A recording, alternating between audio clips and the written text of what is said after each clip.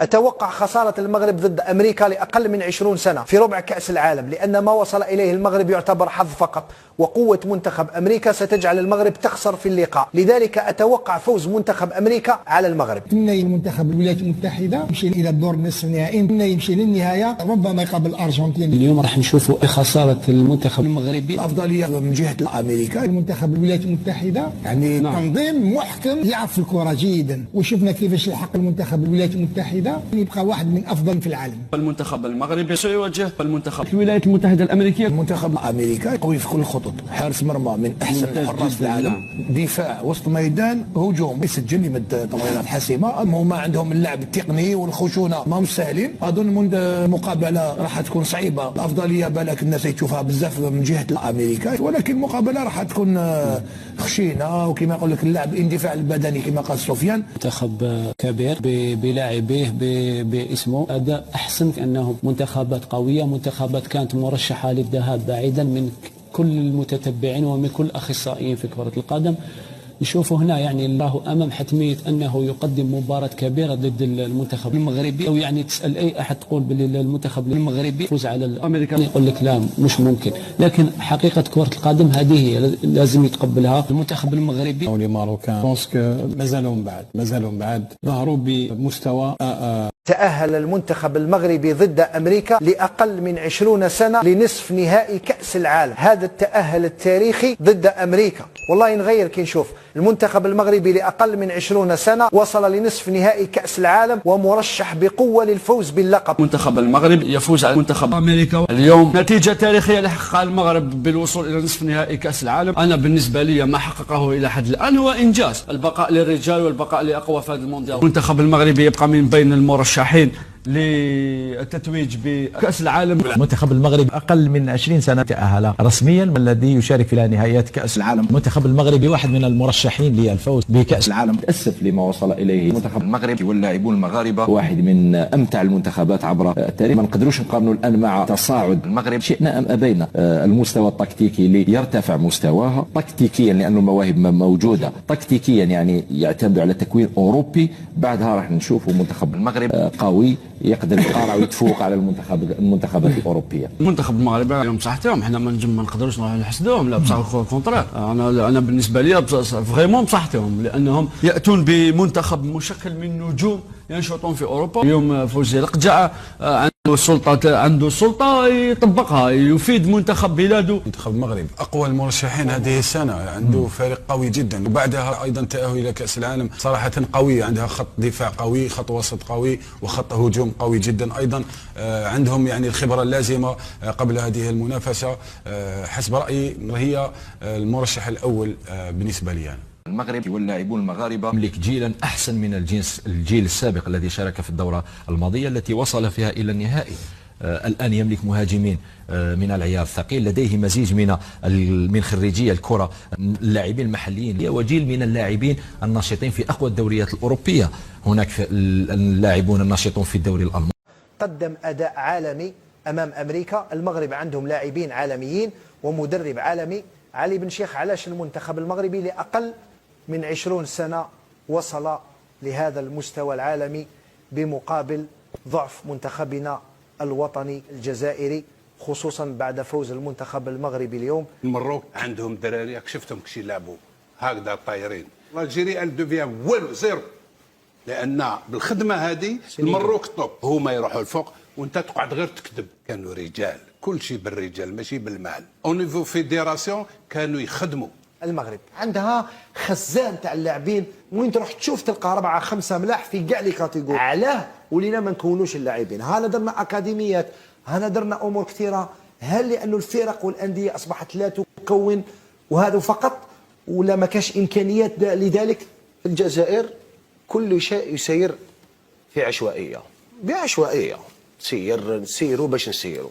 علاه ولينا ما كانش لا كاليتي تاع لي جوار في لي كاتيجوري جان؟ تقول لي باللي لي جون الان ما كانش لي زيسباس. بكري كانوا في كل حومات الناس تلعب برا يروحوا يريبيريوهم. دوكا لي جون تاعنا ولا يلعبوش كثير كره القدم، لكن كره القدم كره شعبيه، تلقى لاعبين. علاش كنا ندومينيو كامل لافريك؟ كي نقول كنا ندومينيو لافريك في لي كاتيجوري جون، كانوا عندنا دي جون اللي امام تونس، امام المغرب، امام مصر كنا احنا احسن وخرجنا جيل تاع اللاعبين ممتازين. علاش الان ما كانش؟ انت بديت قلت علاش افون كانوا كاين اللي جوال بالعرام، باسكو افون كانوا رجال اللي يسيروا لي كلوب واللي يسيروا الفيدراليه، كانوا رجال، كل شيء بالرجال ماشي بالمال. يكونوا الرجال صافي دير يد لا كومبيتونس هي دو لونيتي. كي يكونوا هادو ما 3 حوايج تمشي، ما عندكش وين تدرب تمشي. علاش؟ او نيفو دي كلوب يشوازيس لي ميور يديوهم، كانوا يخيروا اونيتمون ويحبوا الفريق تاعهم. او نيفو فيديراسيون كانوا يخدموا، يبعثوا لي كلوب يروحوا يلعبوا دي تورنوا ليترونجي، روبي غون وروح. فهمت؟ هادو هما اللي احنا دركا ما عندكش. انت تتكلم مقبله، لو كان ديروا لونكات تاعكم انتوما كجورناليست، ديروا برك اونكات وشوفوا اسكو سي لي ميور كي اون ايتي شوازي. هذه صح، ماشي سي با لي ميور. ديروا لونكات تاعكم هنا، وعلاش؟ يفو شيرشي سي فوتر رول. سي با نورمال شاك ماتش يتبدلوا لي. هذه زوج صح. ثالثا ما نتكلموش كيفاش راهم داروا لي زونترينور، بوكو دونترينور صافي اكس طون. المروك عندهم دراري راك شفتهم كشي يلعبوا هكذا طايرين. الجيري ال دوفيان والو زيرو، لان بالخدمه هذه المروك طوب. وانت غدوه كيفاش راح تلعب؟ هادو يطلعوا هادو يطلعوا، هادو يطلعوا بنفس العباد اللي يسيروا الكره تاع بلادهم، وانت يطلعوا بنفس العباد هادو، هما يروحوا الفوق وانت تقعد غير تكذب، كلش كذب. هذه وحده. وماشي غير هما كانا ريسبونسابل. لا ريسبونسابيليتي انكومب اوسي يا سي رضوان aux politiques. Il y a eu depuis des années, il n'y a pas de politique sur le sport et en particulier sur le football.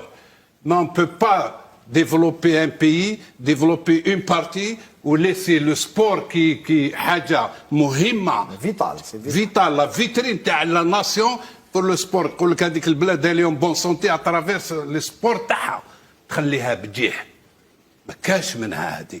ديفلوبي او ميم طون هذه بوكو بليس تعطي لها لامبورطونس، لان عندك سي ان بي دو جون كاع صغار، الشعب هذا كاع صغير، ولو كان فوتبول زيت ماساكر ودخل فيه غير الفساد راحت عليك شبيبه تاعك.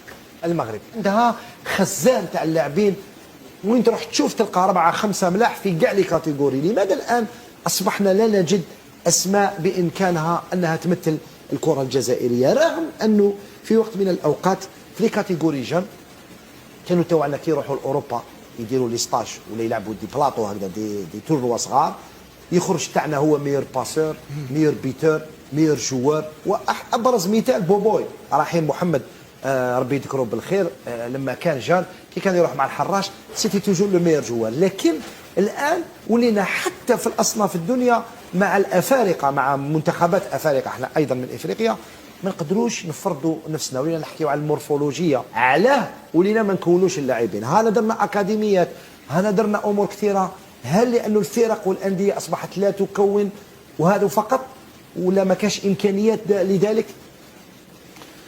شوف رضوان، اولا الكره الجزائريه مريضه دوكا حاليا. رانا الكره الجزائريه راهي في انعاش، نقولوها بكل صراحه.